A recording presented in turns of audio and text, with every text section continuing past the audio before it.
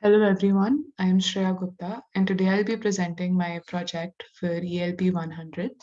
My project is based on an application of resonance, which is induction heating using resonance. So we have already done an experiment on resonance circuits where we found the resonant frequency of the circuit, and we also compared the voltage gain using the voltage gain, right? So let us begin.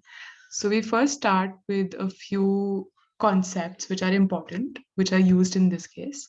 So the first concept is induction heating. What is induction heating? Now, induction heating is the heating of a conductor through electromagnetic induction, as the name suggests. So what happens is that on changing the magnetic flux through a metal, EMF is induced, right, according to Faraday's law, basically. Now, this EMF leads to currents called eddy currents. And since the metal has some inherent resistance, heat is lost through Joule's heating, which is I square R loss. Now, this is a rapid, clean, non-polluting heating method that can be used to change the material's conducting properties. Now, obviously, in induction heating, the heat is not only lost due to Joule heating. If the material, for example, is iron, right, so it's like a magnetic material, then in that case, heat will also be lost due to hysteresis loss, because you'll have some magnetic field which is produced and hysteresis will also take place. So once we move from that, we come to the main topic, which is resonance. What exactly is resonance in electrical circuits? Now, resonance in a circuit takes place when the capacitive reactance becomes equal to the inductive reactance. So basically the circuit becomes purely resistive, because we see that the formula for impedance in a circuit is Z is equal to R square plus XC minus XL whole square, right? So when XC becomes equal to XL, you can clearly see that you'll only have the R square term left, which will basically mean that the impedance is equal to the resistance, right? And this is actually the minimum possible impedance. So we can then see that if the impedance is minimum, then because I is equal to V by Z, the current through the circuit will be maximum. So Im is equal to Vm by root of R square plus Xc minus XL whole square. And when we have a resonant circuit, then it will become Im is equal to Vm by R.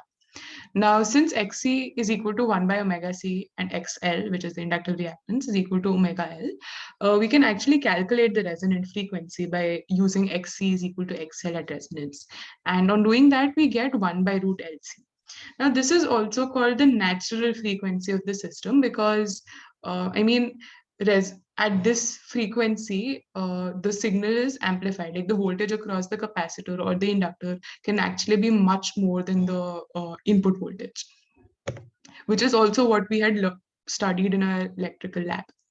Now, how and why is resonance used in this particular case?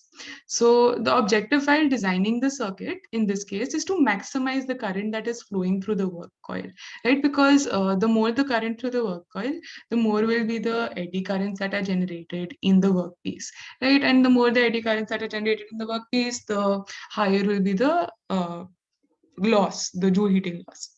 So this is exactly what we said, that this is because heating takes place according to Joule's heating, and which means that power is directly proportional to I square.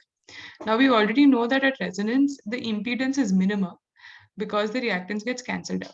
Because of that, as I've already established before, I is maximum, right? So because of this property of a resonant circuit, it is used so that you can maximize the current that is flowing through the circuit, and hence maximize the the energy generated due to induction heating. So now that we've covered some basic concepts that go into the circuit, we can now move on to the explanation of the actual circuit. So the explanation of the actual circuit is this, that this is a brief circuit diagram, right? And you can see that the circuit consists of an impedance matching transformer, a power supply, and a resonance tank. So yeah, this is a rough diagram of a part of the circuit, not even of the entire circuit. And you have the components of the circuit. So you have the power supply, first of all. So the power supply that is needed is an AC power supply, such that the frequency of the supply can be controlled easily. Now, why do we need that this frequency of the supply should be controlled easily? That is because the frequency also, I mean, you need to make it at resonant frequency, right? Which is why you need the frequency to be controllable. The next one would be work coil. So the work coil is the coil through which the current passes. Now this is generally wrapped around the workpiece, and so as it says, the object to be heated is placed into the work coil. The workpiece. The workpiece is the object that has to be heated. And next, you have the impedance matching transformer. So the impedance matching transformer is used to step up the input current to a higher value. This connects the power supply and the resonance tank plus work coil system.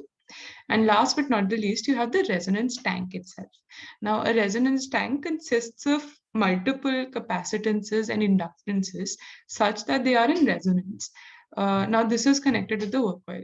When I'm saying such that they are in resonance, basically means that the net reactance of the circuit is minimized. So that is that.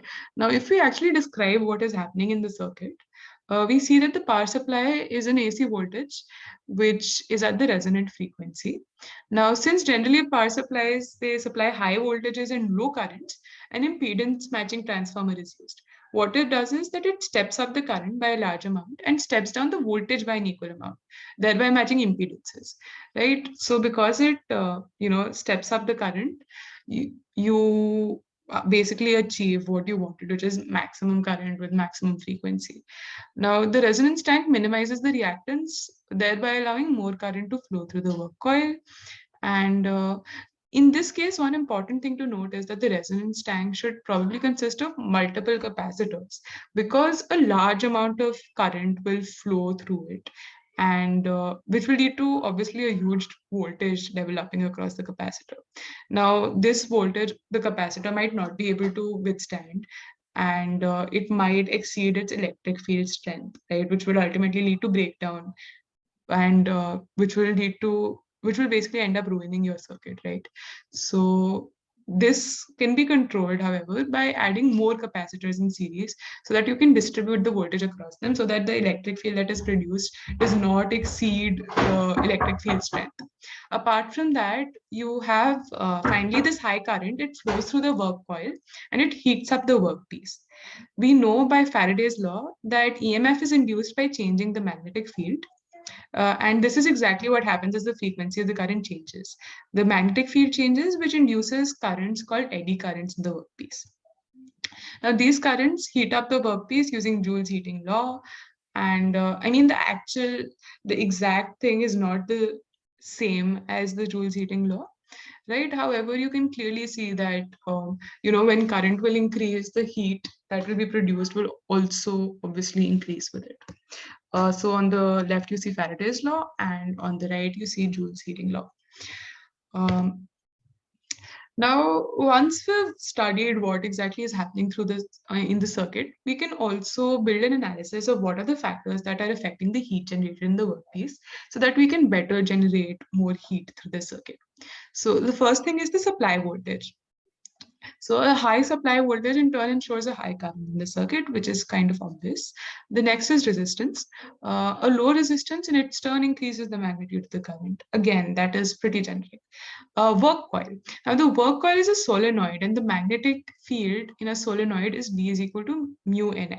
So it also depends on N, which is the number of turns per unit length in the solenoid.